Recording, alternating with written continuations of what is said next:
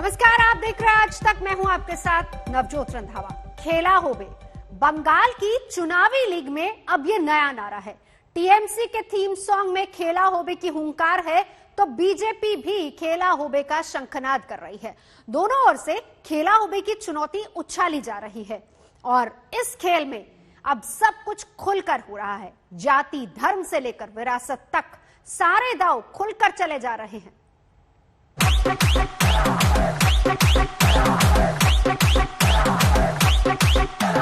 খেলা হবে, দেখা হবে, জেতা হবে।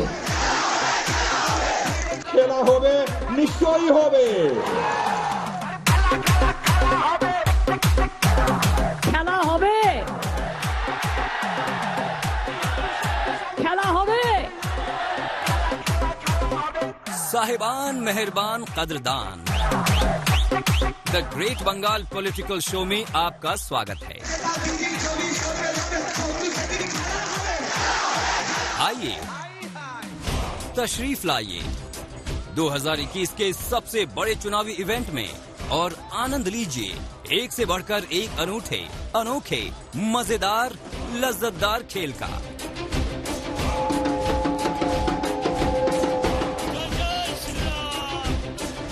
साहिबान, इस खेल में आपको बम्पर मजा मिलेगा। हिंदू, मुस्लिम, सिख, ईसाई, क्योंकि यहाँ एक से एक धुरंधरों का जमावड़ा है। ऐसे ऐसे धुरंधर हैं जो पिच की परवाह नहीं करते, जो न गेंद की रफ्तार देखते हैं, न हमलों की धार, वो बस अंधाधुंध प्रहार करते हैं। रामद्रोही है, भी भारत में कोई काम नहीं। लखो सोनार बांग्ला। ममता दीदी भी जय श्री राम बोलती हो जाएगी, आप चिंता मत करिए। गुजरात बांग्ला शासन করবে না এবং এই খেলা থেকেই বিজেপিকে ঠিক করতে হবে। जी हाँ, खेल आगे भी होगा और खेल आज भी हो रहा है। अभी वनडे की स्पीड है, आगे 2020 की तेजी आने वाली है। इस खेल में अभी से ताबड़तोड़ हमले हो रहे हैं। इधर से श्री राम के नाम पर सियासी गुगली फेंकी जाती है, तो उधर से दुर्गा सरस्वती के नाम पर स्वीप शॉट लगता है। दुर्गा पूजा भी ममता जी नहीं करने देता। इस खेल में धर्म के नाम पर धुआंधार हो रहा है। সব সম্প্রদায়ের মানুষকে নিয়ে এমনকি ধর্ম তীর্থস্থানগুলো যদি দেখেন, দক্ষিণেশ্বরের স্কাই ওয়াক আমরা তৈরি করেছি। বেলুন মঠ সুন্দর করে আমরা অনেকটাই সাজিয়েছি। আমরা গঙ্গার ঘাটগুলো, কালীঘাট স্কাই ওয়াক হচ্ছে। ये खास किस्म का खेल है, बेहद महीन और बेहद बारीकी से खेला जाने वाला खेल। कहीं पे निगाहें होती हैं तो कहीं और निशाना लगता है।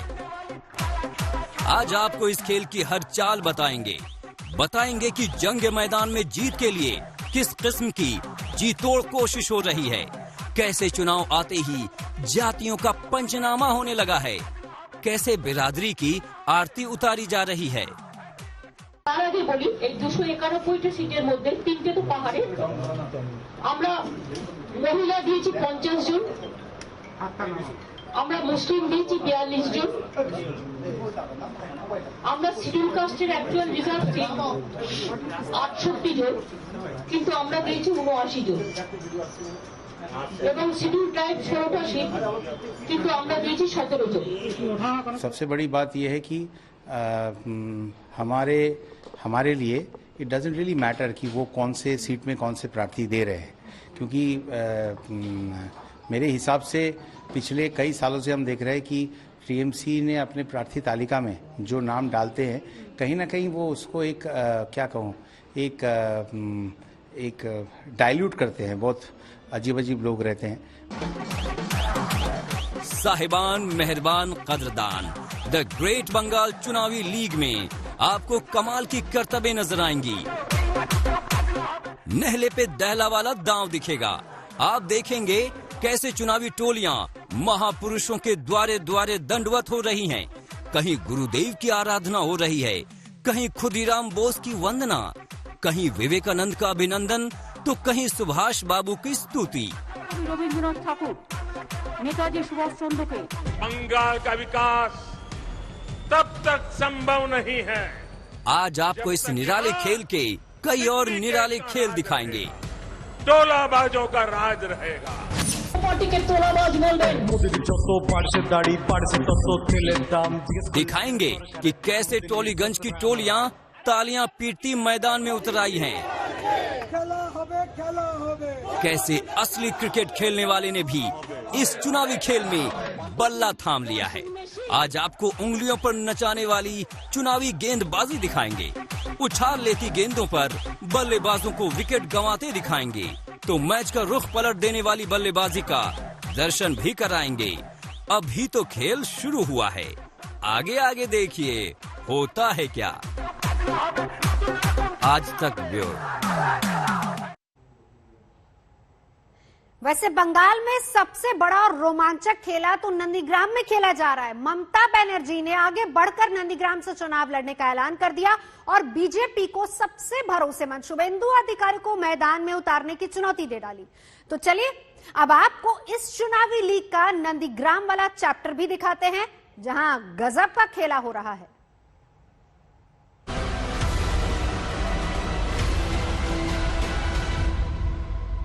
आज के समारंभ के केंद्र बिंदु भाई शुभेंदु अधिकारी जी।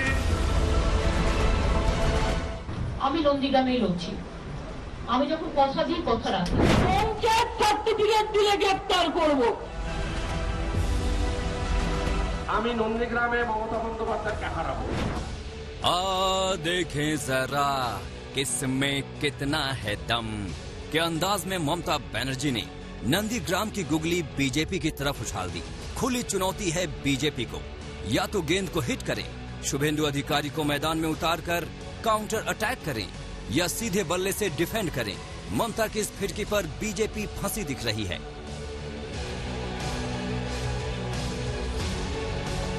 हाफ लाख ভোটে যদি মাননীয়াকে হারাতে না পারি আমি রাজনীতি ছেড়ে দেব। আমি রাজনীতি ছেড়ে দেব, আপনি লিখে রাখুন। ममता बनर्जी का अंदाज बता रहा है नंदीग्राम के पिच पर वो फ्रंट फुट पर खेलने का इरादा कर चुकी हैं। उधर टीम बीजेपी उधेड़बुन में है। ममता के मुकाबले शुभेंदु को उतारा जाए या बचकर निकला जाए, इस सवाल पर बीजेपी टीम मैनेजमेंट ऊहापोह में दिख रही है। भवानीपुर से वो हारने वाली थी, उस डर से वो वहाँ गई है और वहाँ पर भी हारेगी, और वहाँ से जो भी भारतीय जनता पार्टी का उम्मीदवार लड़ेगा वो हराएगा। आज भवानीपुर का जनता से विश्वासघात करके नंदीग्राम में जा रहा है, इसलिए नंदीग्राम का जनता भी विश्वासघात का जवाब उन्होंने वोटों से देंगे। इसीलिए नंदीग्राम में भी तृणमूल कांग्रेस सुप्रीमो का हार निश्चित है।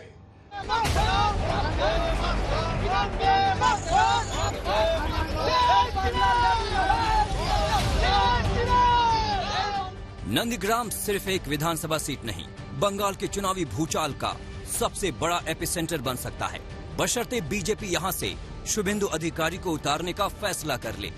लेकिन ममता बनर्जी इंतजार करने के मूड में नहीं। नंदीग्राम में ममता की मौजूदगी दिखने लगी है। दीवारों पर ममता की जीत के संदेश दिखने लगे हैं। ममता के मुरीदों में जबरदस्त हलचल है। ममता ने अपने लिए आशियाने की तलाश कर ये भी बता दिया है कि वो यहाँ से डिगने वाली नहीं। जिस मकान के दीवार पे नाम लिखा है ममता बनर्जी का, इसी घर में शायद कुछ दिनों के लिए मेहमान बन के रहेंगी ममता बनर्जी। नंदीग्राम में हम लोग हैं अभी, और यहाँ से ऑफिशियली तृणमूल का कैंडिडेट ममता बनर्जी है, और वो भवानीपुर से नहीं लड़ेंगी बल्कि सिर्फ और सिर्फ नंदीग्राम से लड़ेंगी। नंदीग्राम से अगर वो लड़ती है तो उनको एक जगह चाहिए होगा रहने के लिए, कैंपेन के लिए। घर ढूंढे जा रहे हैं ममता बनर्जी के लिए। ये घर दिखाएंगे आपको। ये 2 माले का घर है। ममता बनर्जी यहाँ के अंदर शायद सेकंड फ्लोर पे रहें या फिर फर्स्ट फ्लोर पे रहें। कंप्लीटली इस बारे में चुप्पी बजाय रखी है सीएम सिक्योरिटी वालों ने। तो इधर ममता ने नंदीग्राम से चुनाव लड़ने की घोषणा की, और उधर नंदीग्राम का माहौल करवटें लेने लगा। यहाँ की आबो हवा में चुनावी मुद्दे हिलोरें लेने लगी हैं।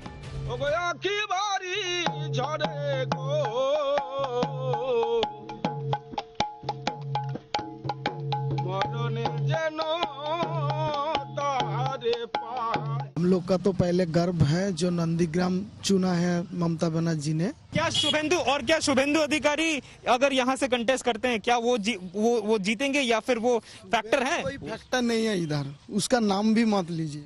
उसका जमानत जब्त होगा, ममता बनर्जी उसको 1 लाख वोट में हरा देंगे। टीम ममता नंदीग्राम में बढ़ चढ़कर खेल रही है, ताबड़तोड़ फैसले कर रही है।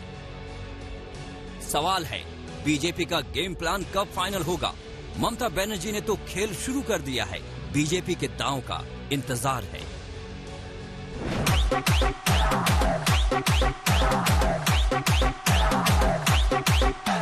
खेला तो हो गई रे, खेला तो हो गई। ममता दीदी मैं कहना चाहता हूँ, खेला होवे निश्चय होवे, और अब तो बंगाल में बोलो खेला होवे।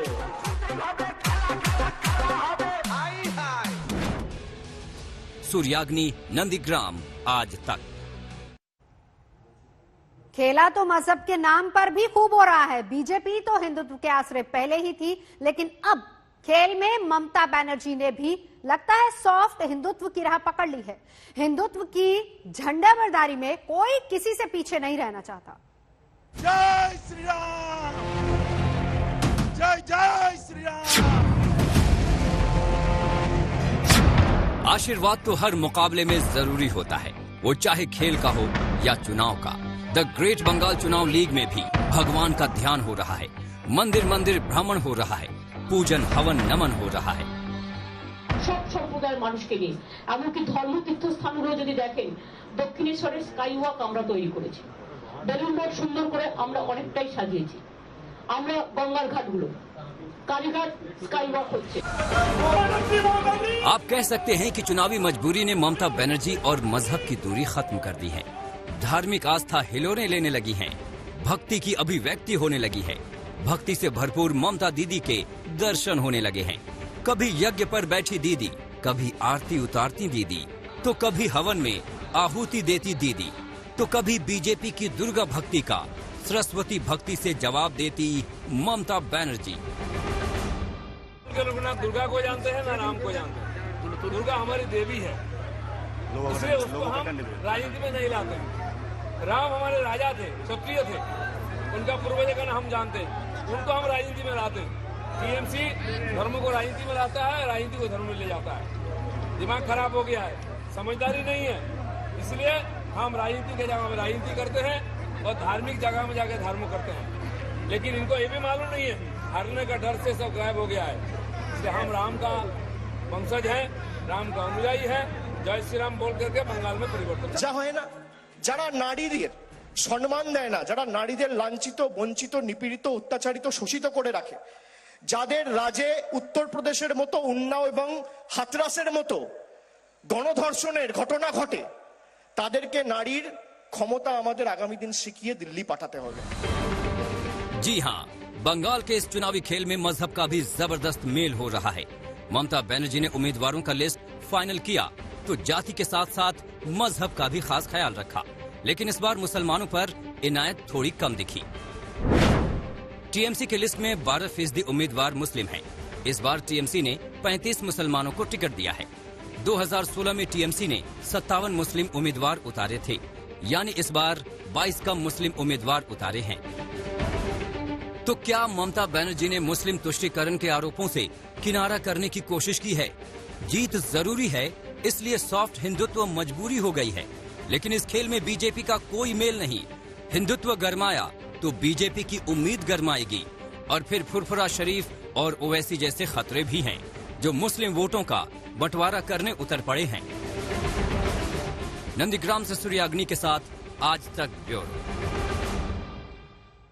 और इस बीच बड़ी खबर आपको बता दें कि टीएमसी छोड़ने वाले दिनेश त्रिवेदी ने अब नया ठिकाना तलाश लिया है। सूत्रों के मुताबिक दिनेश त्रिवेदी थोड़ी ही देर में बीजेपी में शामिल हो सकते हैं।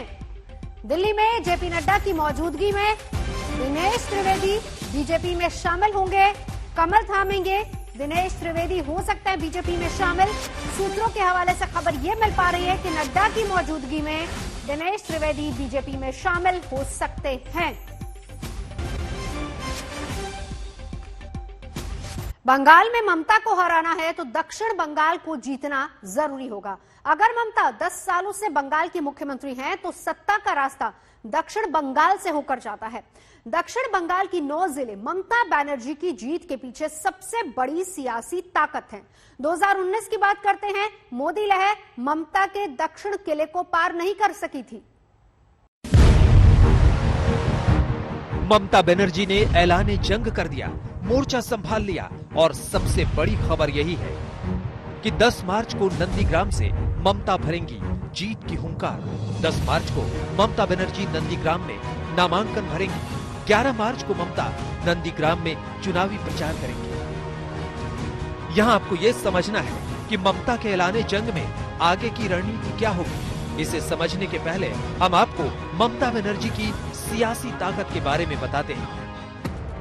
टीएमसी की ताकत, ममता बनर्जी का चेहरा, जीत का ट्रैक रिकॉर्ड, मोदी लहर को रोका, हर बूथ पर वर्कर, सेकुलर चेहरा, आक्रामक प्रचार, मुस्लिम वोटरों की पसंद, वोटरों पर जमीनी पकड़, टीएमसी की कमजोरी, सत्ता विरोधी लहर, हिंसा के आरोप, मुस्लिम तुष्टीकरण, पार्टी के अंदर फूट, नेताओं का दल छोड़ना, परिवारवाद के आरोप, भतीजे की कार्यशैली।